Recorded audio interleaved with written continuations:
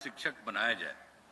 इसे देखते हुए इन शिक्षकों को सक्षमता परीक्षा के माध्यम से सरकारी शिक्षक बनने के अवसर दिए जा रहे हैं। पहली सक्षमता परीक्षा में पास होकर लगभग 1,80,000 नियोजित शिक्षक सरकारी शिक्षक बन गए। जो शिक्षक अब बच गए हैं उन्हें भी सरकारी शिक्षक बनने के लिए मौके दिए जा रहे हैं। शुरू से ही सभी स्वास्थ्य सेवाओं में सुधार किया गया। जब हमारी सरकार 2005 में आई थी उस समय स्वास्थ्य व्यवस्था की हालत खराब थी। कई स्कूलों में नए क्लासरूम बनाए गए। वर्ष 2006-07 में लड़के लड़कियों के लिए पोशाक योजना शुरू की गई। वर्ष 2008 में 9वीं क्लास की लड़कियों को विद्यालय जाने के लिए साइकिल योजना चलाई गई और बाद में वर्ष 2010 से लड़कों को भी साइकिल दी गई। बालिका शिक्षा को बढ़ावा देने के लिए सभी पंचायतों में उच्च माध्यमिक विद्यालय 10+2 स्कूल खोले गए। लड़कियों को 12वीं पास करने पर पहले 10,000 मिलते थे, जिसे बढ़ाकर अब 25,000 रुपये कर दिया गया है और वहीं ग्रेजुएट पास होने पर 25,000 से बढ़ाकर अब 50,000 रुपये की प्रोत्साहन राशि दी जा रही है। अब लड़कियां भी खूब पढ़ रही हैं और स्कूलों में लड़के लड़कियों की संख्या लगभग बराबर हो गई है।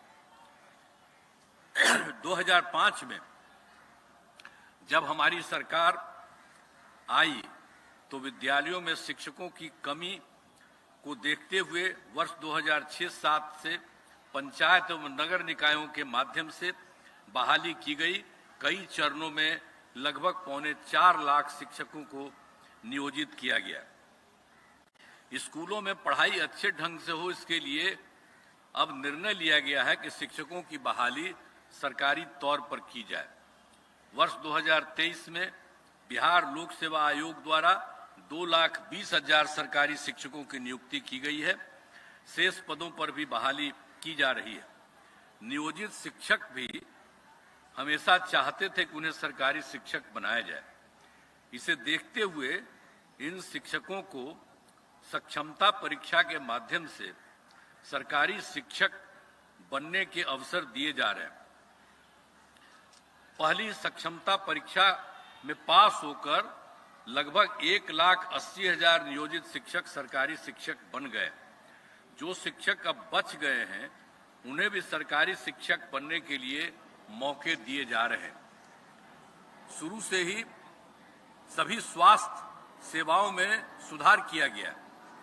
जब हमारी सरकार 2005 में आई थी उस समय स्वास्थ्य व्यवस्था की हालत खराब थी। आप सब जानते हैं सरकारी अस्पतालों में डॉक्टरों की कमी थी। अस्पतालों में दवा एवं अन्य सुविधाएं भी नहीं थी। प्राथमिक स्वास्थ्य केंद्रों में तो इलाज के लिए प्रति माह मात्र 39 मरीज ही आते थे एक महीने में और प्रतिदिन 1 या 2 आते थे। वर्ष 2006 से अस्पतालों में मरीजों को मुफ्त दवा, स्वास्थ्य जांच एवं एम्बुलेंस की सुविधा दी गई। साथ ही डॉक्टरों की बहाली की गई और अस्पतालों में डॉक्टरों की उपस्थिति सुनिश्चित कराई गई। अब सुविधाएं काफी अच्छी हो गई हैं, जिसमें प्राथमिक स्वास्थ्य केंद्र में हर महीने औसतन 11,000 से अधिक मरीज पहुंच रहे थे। तो जब हम लोगों को मौका मिला था तो उस समय कितना था सब लोग जानते थे, 29 मरीज एक महीना में। अब हम लोगों को मौका मिला तो जितना काम करवा रहे हैं तब समझ रहे हैं ना कि प्राथमिक स्वास्थ्य केंद्र में हर महीने औसतन 11,000 से अधिक मरीज पहुंच रहे हैं। पहले राज्य में केवल 6 सरकारी मेडिकल कॉलेज एवं अस्पताल थे। उस कारण यहाँ के छात्र डॉक्टर की पढ़ाई करने राज्य के बाहर जाया करते थे। डॉक्टर की कमी होने के कारण यहाँ के लोग इलाज के लिए भी राज्य के बाहर जाते थे। इसलिए सरकार ने निर्णय लिया कि राज्य में मेडिकल कॉलेज की संख्या बढ़ाई जाएगी। अब मेडिकल कॉलेज की संख्या बढ़कर 11 हो गई है और इसके अतिरिक्त 15 और नए मेडिकल कॉलेज बनाए जा रहे हैं, काम चल रहा है।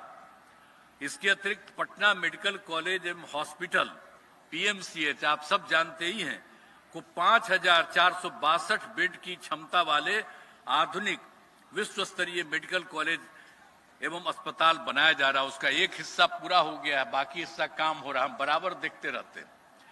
और उसके साथ कई मेडिकल कॉलेज अस्पताल में भी बेड की संख्या बढ़ाई गई है। कहीं कहीं हम लोगों ने 2,500 कर दिया है। कैंसर के रोगियों के इलाज के लिए टाटा मेमोरियल के सहयोग से मुजफ्फरपुर में आधुनिक कैंसर अस्पताल विकसित किया गया है। सभी मेडिकल कॉलेज एवं अस्पतालों में भी कैंसर रोगियों के प्रारंभिक जांच एवं इलाज की व्यवस्था की जा रही है। राज्य में सभी अस्पतालों में मरीजों एवं उनके परिजनों के खाने के लिए दीदी की रसोई शुरू की गई है।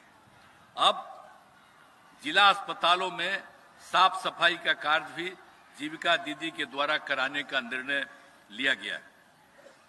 मुझे याद है कि वर्ष 2003 में तत्कालीन प्रधानमंत्री श्रद्धेय अटल बिहारी वाजपेयी जी के कार्यकाल में एम्स पटना बनाने की स्वीकृति दी गई। तो आप सब जानते ही हैं कि अब पूरी तरह संचालित है, जिसका लाभ बिहार के लोगों को मिल रहा है। अब इसके अलावे वर्तमान केंद्र सरकार ने पहले ही तय किया और यहां के लिए एक नया एम्स देने का, जो बाद में तय हो गया कि दरभंगा में ही वो बनेगा और अब इसका निर्माण जल्द ही शुरू होने वाला है। राज्य में सड़कों पुल पुलियों का निर्माण कराया गया है। राज्य के सुदूर क्षेत्रों में 6 घंटे में राजधानी पटना पहुंचने का लक्ष्य वर्ष 2016 में ही पूरा कर दिया गया। इसके बाद सरकार ने इस लक्ष्य को 5 घंटे करने का निर्णय लिया है। इसके लिए बड़ी संख्या में सड़कों एवं पुल पुलियों का निर्माण कराया जा रहा है। शिक्षक बनाया जाए। इसे देखते हुए इन शिक्षकों को सक्षमता परीक्षा के माध्यम से सरकारी शिक्षक बनने के अवसर दिए जा रहे हैं। पहली सक्षमता परीक्षा में पास होकर लगभग 1,80,000 नियोजित शिक्षक सरकारी शिक्षक बन गए। जो शिक्षक अब बच गए हैं उन्हें भी सरकारी शिक्षक बनने के लिए मौके दिए जा रहे हैं। शुरू से ही सभी स्वास्थ्य सेवाओं में सुधार किया गया। जब हमारी सरकार 2005 में आई थी, उस समय स्वास्थ्य व्यवस्था की हालत खराब थी।